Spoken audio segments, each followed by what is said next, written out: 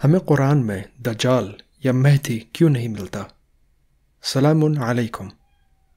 یہ ایک بہت ہی سمپل سوال ہے، لیکن ہم جبھی بھی اس سوال کے بارے میں اس کا آنسر ڈھونڈنے کی کوشش کرتے ہیں تو اس کے آنسر کے لیے ہمیں کئی ایسی اور کتابیں ڈھونڈنی اور پڑھنی پڑتی ہیں کہ جو قرآن نہیں ہیں۔ یعنی کہ قرآن میں نہ ہی ہمیں دجال ملتا ہے، نہ ہی ہمیں مہدی ملتا ہے۔ ایسا کیوں ہے؟ اگر یہ موضوع واقعی اتنا اہم ہے کہ جس کے اوپر قیامت کے اندر کیا ہونے والا ہے، اس سے پہلے کیا ہونے والا ہے، ان سب باتوں کی ایکسپلینیشن ہے، تو پھر اس کتاب کے کاتب یعنی قرآن کے کاتب نے ہمیں ایسی امپورٹنٹ چیز کے بارے میں کیوں نہیں بتایا؟ کیا وہ بھول گیا؟ یا قرآن کے اندر نقص ہے؟ نقص یعنی کہ کمی ہے۔ کیا خدا کے پاس الفاظ کم پڑ گئے تھے کہ وہ انسانوں کو ہدایت دیتے وقت یہ بتا سکتا کہ جب میرا مہدی آئے تو اس کی اتباع کرنا، جب دجال آئے تو اسے دور رہنا؟ آئیے دیکھتے ہیں اس بارے میں قرآن خود کیا کہتا ہے۔ پہلی بات، خدا کہتا ہے کہ جو کتاب اس نے بھیجی وہ مکمل ہے، وہ کامل ہے۔ ایک مکمل چیز کو کیا ہم اور مکمل کر سکتے ہیں؟ خدا کہتا ہے وَلَقَدْ جِئْنَاهُمْ بِكِتَابٍ فَصَّلْنَاهُ عَلَىٰ عِلْمٍ هُدًى وَرَحْمَةً لِقَوْمٍ يُؤْمِنُونَ، اور ہم نے کتاب دی اور اس کو فصل کر دیا، اس کو ہم نے کھول دیا، اس کو ہم نے ایکسپلین کر دیا۔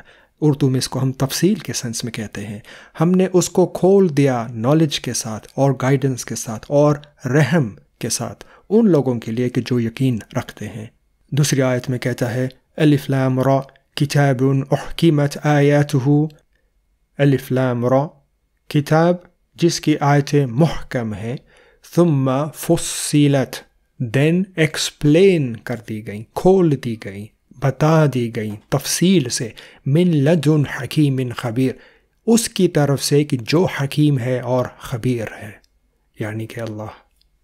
پھر خدا کہتا ہے افغیر اللہ ابتغی حکما، کیا خدا کے سوا میں کسی اور کے حکم کا محتاج ہوں؟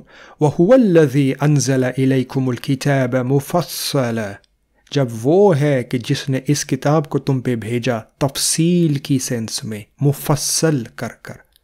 وَالَّذِينَ آتَيْنَاهُمُ الْكِتَابَ، اور جن جن کو یہ کتاب دی گئی، يَعْلَمُونَ أَنَّهُ، اور جن جن کو یہ کتاب دی گئی وہ یہ جانتے ہیں کہ یہ کتاب منزل من ربک بالحق، نازل کی گئی ہے تمہارے رب کی طرف سے۔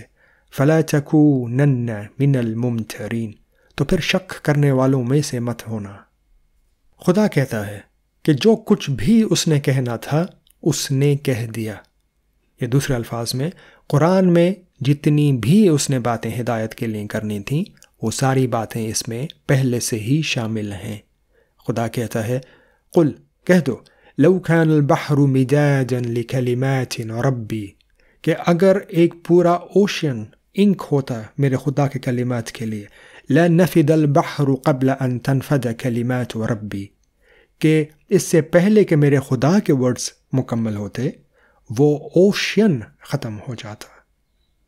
پھر کہتا ہے قال علمها عند ربی فی کتاب لا يضل ربی ولا ينسى، اس نے کہا کہ اس کا نالج میرے خدا کے پاس ہے ایک کتاب میں، میرا خدا نہ ہی کبھی غلطی کرتا ہے اور نہ ہی کبھی بھولتا ہے۔ خدا کہتا ہے کہ ہدایت کے لیے ہمیں صرف اور صرف اس کا کلام فالو کرنا ہے۔ کہتا ہے وَهَذَا كِتَابٌ أَنزَلْنَاهُ، اور یہ کتاب ہے جس کو ہم نے نازل کیا، مبارکٌ، جو ایک بلیسڈ کتاب ہے، فَاتَّبِعُوهُ، دین اس کو فالو کرو، وَاتَّقُوا، اور خدا کے لیے پرہیزگار بن جاؤ، لَعَلَّكُمْ تُرْحَمُونَ، تاکہ تم پہ رحم کیا جائے۔ اور خدا کہتا ہے اللہ لا الہ الا ہو، اور کوئی بھی نہیں ہے پروردگار سوا خدا کے، لا یجمعنکم الی یوم القیامہ، اور وہی ہے بے شک تم لوگوں کو یوم قیامہ پہ جمع کرے گا جس میں کوئی شک نہیں، لا ریب فیہ۔ ومن اصدق من اللہ حدیثا، اور کون حدیث میں خدا سے بڑھ کر سچا ہے؟ یہ ورڈ آپ دوبارہ سنیے، حدیثا، ومن اصدق من اللہ حدیثا، حدیث بولنے میں خدا سے بڑھ کر کون ہے؟ خدا ہمیں تنبیہ کرتا ہے کہ ہمیں قرآن سے ہٹ کر کسی بھی چیز کو دین کے لیے فالو نہیں کرنا چاہیے۔ کہتا ہے تلک آیات اللہ نتلوها علیک بالحق، وہ ہیں خدا کی آیات جو ہم پڑھتے ہیں تم پر حق کے ساتھ، سچ کے ساتھ، سچائی کے ساتھ۔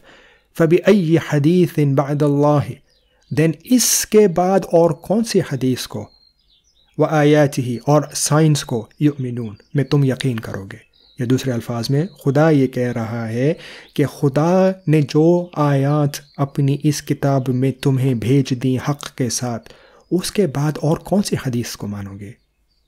خدا اگین کہتا ہے ہمیں اللہ نزل احسن الحدیث کتابا متشابہا، اللہ ہے جس نے سب سے احسن حدیث کو بھیج دیا ایک کتاب بنا کر، سب سے بہترین حدیث، سب سے اچھی حدیث، سب سے مکمل حدیث وہ حدیث ہے کہ جس کو خدا نے کتاب بنا کر ہمارے پاس بھیج دیا۔ خدا ہمیں اور وارننگز دیتا ہے، کہتا ہے فَوَيْلٌ لِّلَّذِينَ يَكْتُبُونَ الْكِتَابَ بِأَيْدِيهِمْ، کہ ان لوگوں کے اوپر ویل ہے، ان لوگوں کے اوپر بہت برا ہونے والا ہے جو یکتبون الکتاب بأیدیہم، جو لکھتے ہیں دا کتاب کو اپنے ہاتھوں سے، خود سے لکھتے ہیں، خود سے بناتے ہیں کہانیاں، ثم دین یقولون، پھر وہ یہ کہتے ہیں ھذا من عند اللہ، یہ ہے خدا کی طرف سے، لیشتروا بہ ثمنا قلیلا، تاکہ اس کے ذریعے سے بہت چھوٹے فائدے اٹھا سکیں۔ آپ پھر سوچئے اس بات پہ، ویل ان لوگوں کے لیے آ رہی ہے کہ جو وہ باتیں کہتے ہیں خدا کے بارے میں جو خدا نے خود نہیں کہیں۔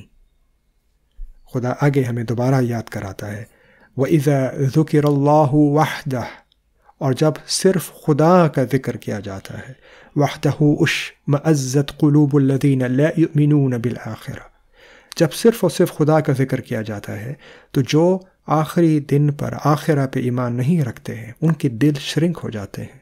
وَإِذَا ذُكِرَ الَّذِينَ مِن دُونِهِ، لیکن جب ان کا ذکر کیا جاتا ہے جو اس کے علاوہ اور ہیں، یا اور وہ چیزیں ہیں، وہ مصادر ہیں کہ جو ان کو علم دے رہے ہیں، جو ان کو بتا رہے ہیں کیا ہوگا، جو ان کو کہانیاں سنا رہے ہیں، اذا دن دیکھو ہم یستبشرون، دیکھو وہ خوش ہو جاتے ہیں۔